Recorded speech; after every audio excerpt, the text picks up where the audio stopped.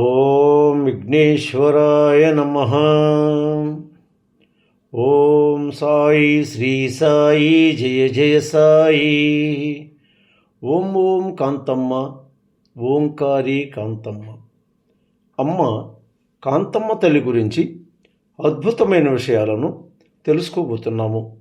మొదటిసారిగా ఈ వీడియో చూస్తున్న ప్రతి ఒక్కరూ సబ్స్క్రైబ్ చేసుకోండి, లైక్ చేసి షేర్ చేయండి. ప్రతి ఒక్కరూ భక్తి బంధువులు కండి అమ్మ ఒడిని చేరుకోండి. ప్రక్కనున్న బెల్ సింబల్ని నొక్కండి. మొదలు పెట్టుకుందామా అమ్మ గురించి. 24/2/1996 నేను నా భార్య డేగపూడికి పోయినాము. కాంతమ్మ తల్లి అచ్చట లేరు. ఎక్కడకు పోయినారు అని అడిగినాను. ఓంకారాశ్రమం దగ్గర రాపూర్ రూట్లో తాతిపల్లికి అమ్మ పోయి ఉన్నారని చెప్పారు అక్కడ శాంతమ్మ గారు. డేగపూడి నుండి బయలుదేరి రాత్రి 7:45 తాతిపల్లిలో అమ్మను కలుసుకున్నాము. అమ్మ అని పలుకరించాను. ప్రొద్దున పోదామని అన్నారు కాంతమ్మ తల్లివారు. తెల్లవారి 25/12/1996 ఉదయమున అమ్మను తీసుకొని సుబ్బారెడ్డి స్వామి, మణి, నేను, నా భార్య అందరము డేగపూడికి వచ్చినాము.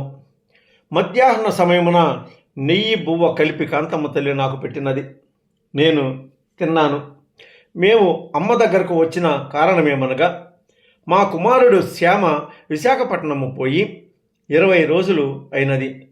లెటరు వ్రాయలేదు, ఫోను చేయలేదు. అమ్మను అడిగాను. అమ్మ ఏమీ చెప్పలేదు. అన్నిటికీ నీవే దిక్కమ్మ, మమ్ము ఆదరించువారు ఎవరూ లేరు అని మనస్ఫూర్తిగా ప్రార్థించినాను. 25/2/1996 సాయంత్రం 3:30 కారు తీసుకొని కాంతమ్మ తల్లి, నేను, నా భార్య సుబ్బారెడ్డి స్వామి, రమణారెడ్డి, శాంతమ్మ అందరము మళ్ళా మన ఇంటికి వచ్చినాము. ఆ రాత్రి నాపై అమ్మ కాంతమ్మ తల్లి ప్రయోగం చేసినది. దెయ్యాలు ఆడినవి, దేవుళ్ళు వచ్చినారు. కోలాహలముగా రాత్రి గడిచినది. 26/2/1996 కాంతమ్మ తల్లి బయలుదేరుతూ విజయవాడ కనకదుర్గమ్మరా అన్నారు. అమ్మ, మా అబ్బాయి శ్యామ సంగతి ఎట్లమ్మా అని అమ్మను అడిగాను. అమ్మ ఏమీ మాట్లాడలేదు. మా బాధలో మేము అమ్మనే నమ్ముకుంటే అగ్ని పరీక్ష పెడుతున్నావా తల్లి, మా బాధ తీర్చవా తల్లి అని అడిగాను. లెటరు రాస్తాడు, లెటరు వస్తుంది. 27/2/1996 శ్యామ లెటరు రాసినాడు. 1/3/1996 లెటరు మనకు చేరినది. అంత అమ్మదయ్యే కదా, అమ్మ చెప్పిన మాట వాస్తవమే కదా. 26/2/1996 అమ్మ మనకు చెప్పి ఆ విషయాన్ని శ్యామకు గుర్తు చేసి 27/2/1996 లెటరు వ్రాయించిన పతిత పావన పరమాత్మ స్వరూపిణి. కోరిన వారికి కోరినట్లు వరము అందించుటలో ముందు నడుస్తుంది అమ్మ కాంతమ్మ తల్లివారు. 12/6/1996 కాంతమ్మ తల్లి నాతో స్వయముగా చెప్పిన మాటలు. ఆ రోజు శనివారం రాత్రి కాంతమ్మ తల్లి మన ఇంటిలోనే ఉన్నారు. నేను అమ్మ వద్ద కూర్చొని ధ్యానం చేస్తున్నాను. 6 నెలలు మాట్లాడకయ్యా అన్నారు. 12/6/1996 నుండి నవంబరు వరకు కూడా నేను మౌనంలో ఉన్నాను. అమ్మ డేగపూడికి బయలుదేరినప్పుడు ఎప్పుడు వస్తారమ్మా అన్న మాటకు జాగ్రత్తరా అన్నారు.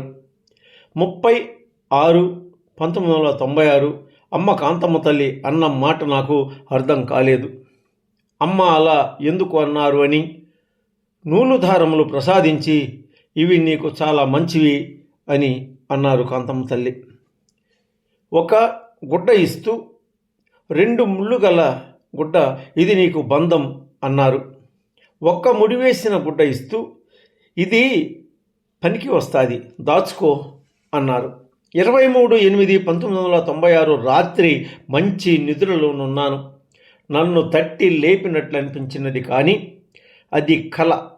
కాంతమ్మ తల్లి దర్శనము, శ్రీ రాజరాజేశ్వరి మాత దర్శనము, ముగ్గురము కలిసి చాలా ప్రదేశములు తిరుగుతున్నాము. లక్ష్మీదేవి ఆలయము, ఈశ్వర లింగాహారము అమ్మ కాంతమ్మ తల్లి చూపినది. లింగాహారము ముందు నందీశ్వరుని విగ్రహము కనిపించుచున్నది. ఈశ్వర లింగాహారము వెనుక భాగమున మన పొలాలు, పంట నిండుగా పండి నిగనిగలాడుచు కనిపించుచున్నవి. ఆ సమయంలో మాతో చాలామంది పురజనులు ఉన్నారు. అచ్చట వారు అందరూ నాతో నీకు కాంతమ్మ తల్లి అనుమతి లభించినది అంటున్నారు. అప్పుడు అమ్మ దక్షిణం వైపున శ్రీరాజరాజేశ్వరి దేవి, శ్రీలక్ష్మీదేవి ఉత్తరమున ఉంటే అమ్మ కాంతమ్మ తల్లి ప్రక్కన సింహము నిలబడి ఉన్నది. ఆ సింహముపై కాంతమ్మ తల్లి చేయి వేసి భద్రకాళిలా కూర్చుని ఉన్నారు. అప్పుడు నాతో శ్రీ రాజరాజేశ్వరి మాత ఇలా చెప్పినారు, కాంతమ్మ తల్లి ఎర్రనామం పెట్టుకుని ఉన్నారు. కాంతమ్మ తల్లిని చూస్తున్నావుగా, అమ్మ ఏమీ చెప్పదు. నాకు అమ్మ అనుమతి అయినది.